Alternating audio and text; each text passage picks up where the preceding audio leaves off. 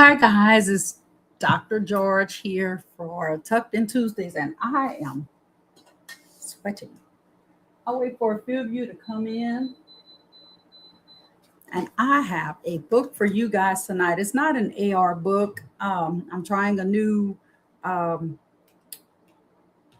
background or a new look, so I'm welcoming you in. If you're in, go ahead and put some comments.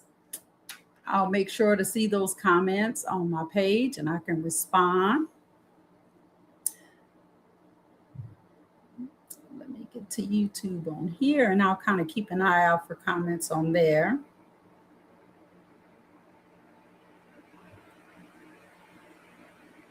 Let's see. Perfect. Got it right here. Okay. All right. So now I can see my comments. So, hello guys. So I'll be reading tonight Romeosaurus and Juliet Rex. Okay? Romeosaurus and Juliet Rex by Mo O'Hara, illustrated by Andrew Joyner. So, can you guess what this story is going to be about? Dinosaurs. So, this book, I was given permission to read this book by HarperCollins Publishing. So always get their permission before reading their books. So let's start. So it says, ne'er a tale made a child laugh than Juliet Rex and her Romeosaur. Once upon a time, 150 million years ago, two families, both alike in lizardness, lived in the swampland of Verona. So that's in Italy. I looked that up before getting on. Romeosaurus's family were herbivores. Yay, ferns for dinner. Yay! So herbivores, they eat only plants, right? So they ate only plants. I think that's important. I haven't read this book yet. Juliet Rex's family were carnivores. Yay! Herbivores for dinner. Yay! So Romeosaurus, his family ate plants. Juliet Rex's family ate carnivores or other meat. They ate meat, meaning they probably ate Romeosaurus's family members. You can see why the families didn't really get along. So here's the families, completely confused. Here they are eating their plants, herbivores, and here they are eating meat, carnivores. Okay. So you can see why the families really didn't get along. So you had this family that likes plants, and then this family that liked to eat meat, other dinosaurs to be exact. One day, Juliet Rex was stomping through the swampland on her way to the dinosaur ball. Do my arms look small in this? She asked her nanny, Nurse Adactyl. Of course, dear, Nurse Adactyl answered. Meanwhile, Romeosaurus was clumping along with his friend Mercutiotops on his way to crash the ball. Now, usually when a Stegosaurus and a Triceratops crash a ball, you would know it. But this time they went in disguise because it was a masked ball for carnivores only.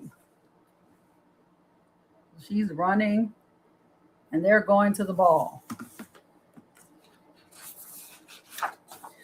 The carnivores really knew how to throw a party, and Juliet Rex was waving her tiny arms in the air like she just didn't care.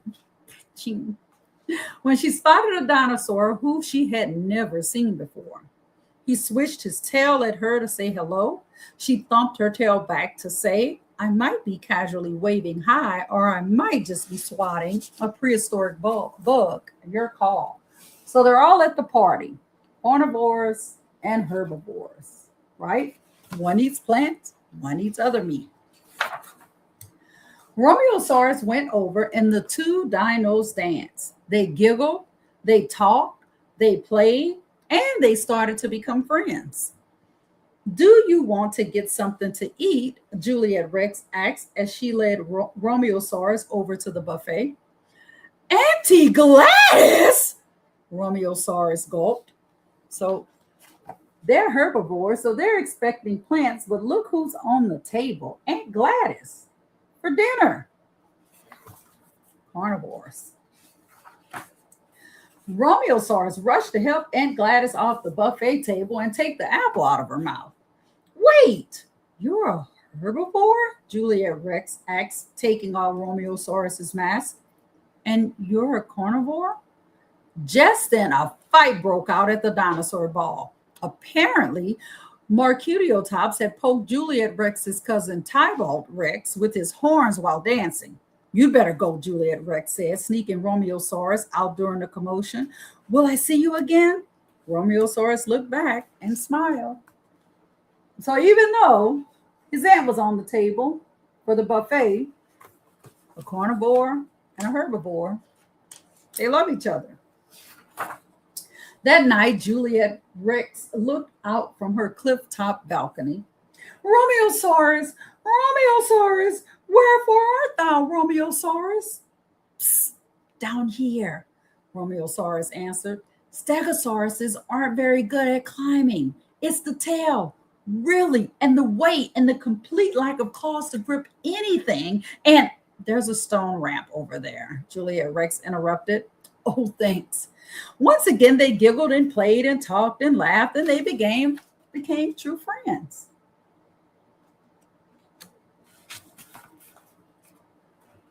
And if you're watching, go ahead and put hello so I can respond or put your comment up there.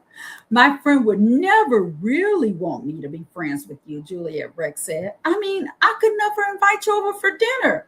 You would be the main course. My family wouldn't like it either, especially Aunt Gladys, Romeosaurus said, sighing. Then what can we do? Juliet Rex wondered.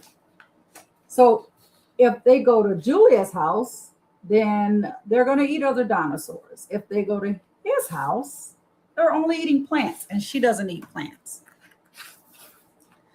When Nursedactyl woke the next morning, she found that Juliet Rex's bed had not been slept in. And she found a note. A herbivore is my true friend. So off I go to Swampland's End. Nursedactyl flew down to the herbivores, home and tapped her talon on the door. Auntie Gladys answered, oh! She screamed and then fainted. Well, because there's a herbivore at the door and she remembers she was on the buffet table. I'd be a little afraid too.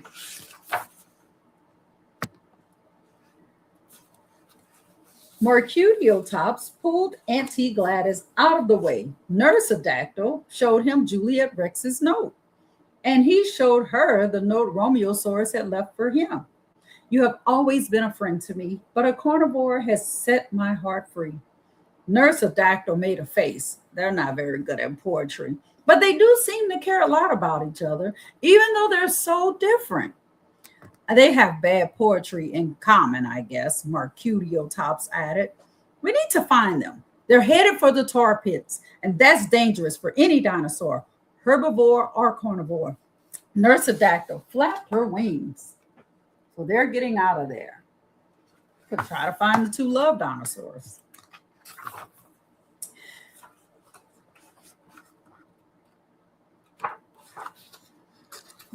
Nursedactyl flapped her wings and carried Mercutiotops above the swampland until they reached the tar pits. They could see some things floating on the tar. It was Romeosaurus's feathered hat and Juliet Rex's backpack. We're too late, shrieked Nursedactyl. We should have let them be friends, Mercutiotops cried. You're right, Nursedactyl sobbed. Then maybe they'd both still be here. So their hats are floating in the tar pits. And they're flying above, and they see the hats. So they're thinking the worst. But we are here, Juliet Rex said as she and Romeosaurus came out from behind a boulder. My little dino, Nursedactyl gathered Juliet Rex in for a wingy hug. Mercutiotops spluttered. But your hat, the backpack, we're just looking for a big stick to fish them out with when you both showed up, Romeosaurus said. So their hats went in the water, so they were actually looking for a stick to get their hats out. So, can we be friends? Juliet asks. And just to be clear, carnivore friends don't eat other friends, right? Romeosaurus added. I could never eat a true friend of my darling Juliet Rex, Nursedactyl said.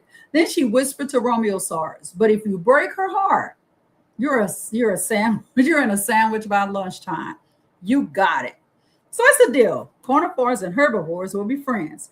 Mercutiotop said, and they all shook hands on it. Well, except for Juliet Rex, as hers wouldn't reach, but she nodded in agreement. She had little short arms.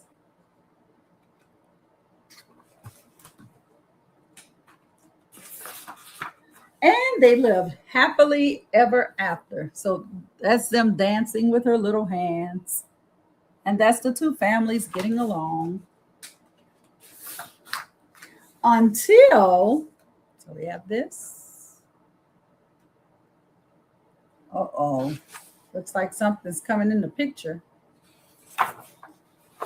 Oh, it doesn't say. Oh, she bought, look. Nurse Doctor brought some plants. So she was bringing in plants and he was saying no.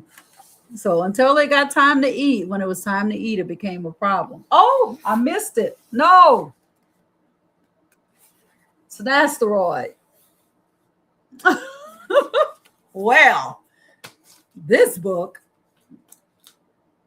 adults, you can learn a lesson. So Romeosaurus and Juliet Rex, they look different. They came from two different backgrounds. One ate plants, one ate meat, but they still loved each other no matter what. They wanted to be friends, right?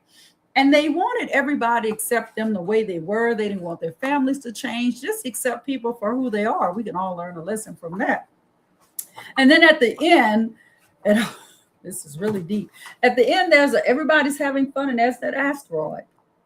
So at the same end, they're all going to have the same problem, and they're going to have to work together, right? They're going to have to work together. It's much deeper than that, adults, but I won't go into it. But my favorite part of the book would have to be, I would say my favorite part of the book is when she asks, do my arms look small in this, right? Because she's a T-Rex. She wants to make sure her arms look small.